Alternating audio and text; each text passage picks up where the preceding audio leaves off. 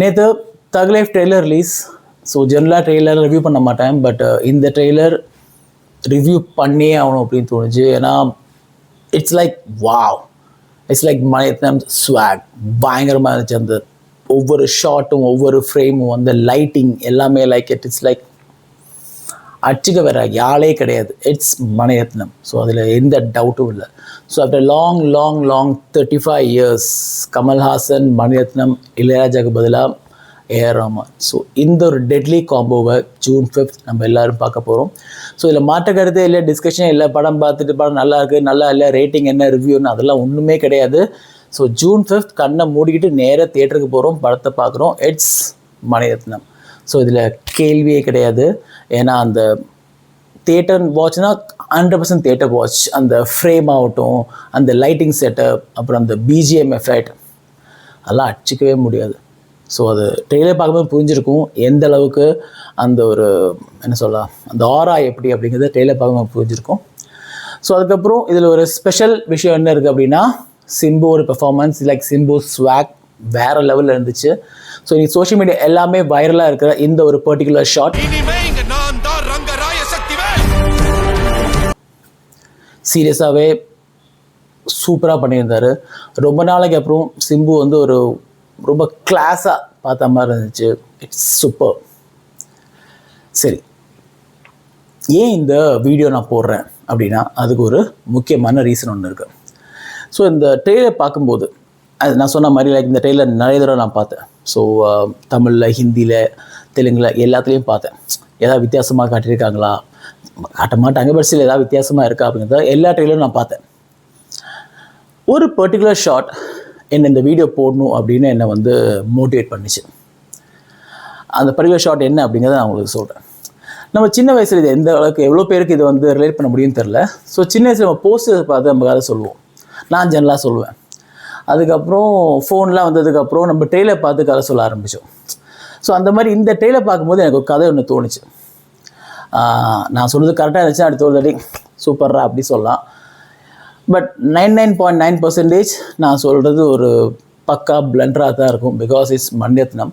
நம்ம இப்போயே ஆல்ரெடி நிறைய பேர் சொல்கிறாங்க சில ஷார்ட்ஸ் வந்து குருதிப்புணல் மாதிரி இருக்குது. எனக்கே தோணுச்சு சில ஷார்ட்ஸ் வந்து நாயகன் சில செக்க சந்தமான ஃபீலாக இருக்குன்றாங்க. பட் படம் பார்க்கும்போது நீங்கள் நினச்சது எல்லாமே வேஸ்ட்டு, நீங்கள் எல்லாம் ஒன்றும் கிடையாதுடா, படம்னா எப்படி அப்படின்னு அவர் காட்டுவார், அதில் டவுட்டே கிடையாது. பட் ஸ்டில் எனக்கு இந்த கதையை சொல்லணும் அப்படின்னு தோணுது. லைக் ஐ செட் 99.9% வாய்ப்பே இல்லை. அந்த 0.1% இல்லை, அட்லீஸ்ட் 0.001% மேபி ரைட்டாக இருக்கலாம். So I want give a try.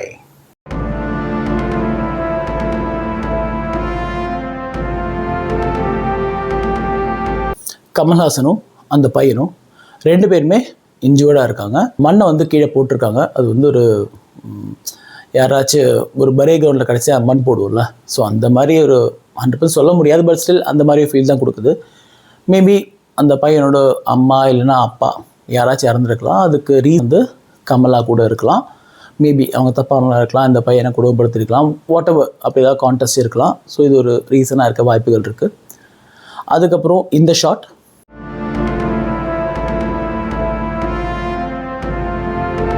இனிமே தான் நம்ம ஹோம், நம்மளோட மீதி வாழ்க்கை இங்கே தான் இருக்க போகுது அப்படின்னு நினைக்கலாம்.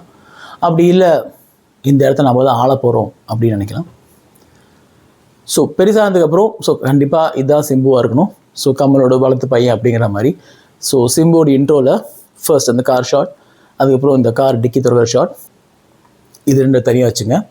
அதுக்கப்புறம் கமலும் சிம்புவும் பேசுகிற இந்த கொடையில கீழே பேசுகிற இந்த சீன், டீ சாப்பிட்ற சீன், அதுக்கப்புறம் இப்போ வர ரெண்டு சீனும் ரொம்ப முக்கியமானது. இந்த இடத்துல கமல் இன்ட்ரோ பண்ணுறாரு, இனிமேல் அமரன் தான் எல்லாமே பார்த்துக்க போகிறான் அப்படின்னு சொல்லிட்டு சிம்பு வந்து இன்ட்ரடியூஸ் பண்ணுறாரு. அதுக்கு அடுத்த ஷாட்டில் நாசர் கோவமா இனிமேல் அமரன் தான் எல்லாமேனா நான் எதுக்கு அப்படி கேட்குற அந்த ஒரு பர்டிகுலர் ஷாட். இந்த ஷாட் எல்லாமே பார்க்கும்போது எனக்கு ஒரு விஷயம் தோணுச்சு. Simbu is a double act அப்படின்னு எனக்கு தோணுச்சு. ஏன் அப்படிங்கிறதுக்கு எனக்கு தோணுன விஷயத்த நான் உனக்கு சொல்கிறேன். லைக் ஐ செட் தப்பாக இருக்கலாம், பட் ஸ்டில் நான் சொல்கிறேன். இந்த பையனை பாருங்கள், இந்த பர்டிகுலர் ஷாட் இப்போ இந்த ஷாட்டும் பாரு. இந்த பையன் கமல் கூட இருக்கும்போது கழுத்தில் ஒரு கருப்பு கயிறு இருக்குது. இது ஒரு பெரிய கண்டுபிடிப்பெல்லாம் இல்லை, பட் ஸ்டில் கருப்பு கயிறு இருக்குது. டீ சாப்பிட போகிற ஷார்ட்லேயும் கருப்பு கயிறு இருக்குது. இனிமேல் அமரன் தான் எல்லாமே சொல்கிற இந்த ஷார்ட்லேயும் கருப்பு கயிறு இருக்குது. கொடைக்கீழே பேசுகிற இந்த ஷார்ட்லேயும் கருப்பு இருக்குது. பட் இந்த சிம்பு கழுத்தில் அந்த மாதிரி கருப்பு கயிறு எதுவுமே இல்லை இந்த பர்டிகுலர் டைலாக் பேசும்போது. அதுக்கப்புறம் டோட்டலாக ஒரு லுக் அண்ட் ஃபீலில் பார்த்தாலும் ஆரம்ப கருப்பு கயிறு வர சிம்புக்கும் அதுக்கப்புறம் வர இந்த சிம்புக்கும் நிறைய டிஃப்ரென்ஸ் இருக்குது.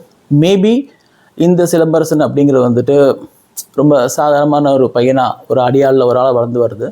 அதுக்கப்புறம் இந்த இடத்த நான் தான் எடுக்க போகிறேன் அப்படிங்கும்போது அந்த ஒரு சேஞ்ச் ஓவர், அந்த ஒரு டிரான்ஸ்ஃபர்மேஷனாக கூட இருக்கலாம்.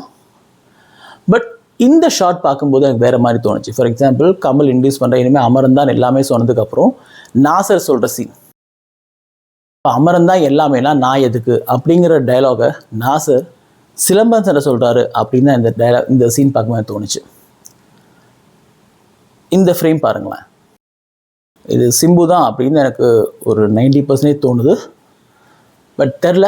பட் இது சிம்புவாக இருக்கிற பட்சத்தில் சப்போஸ் ஒரு நம்ம பாசத்தை உண்மை கூட சொல்லுவோம், இனிமேல் நீ தானே அப்போ எனக்குடா வேல்யூக்கு பாசில் ஒரு ஃப்ரஸ்ட்ரேஷன் கூட சொல்லலாம். அப்படி ஆகும்போது கூட அமரன் அப்படிங்கிற பேர் அங்கே தேவையா?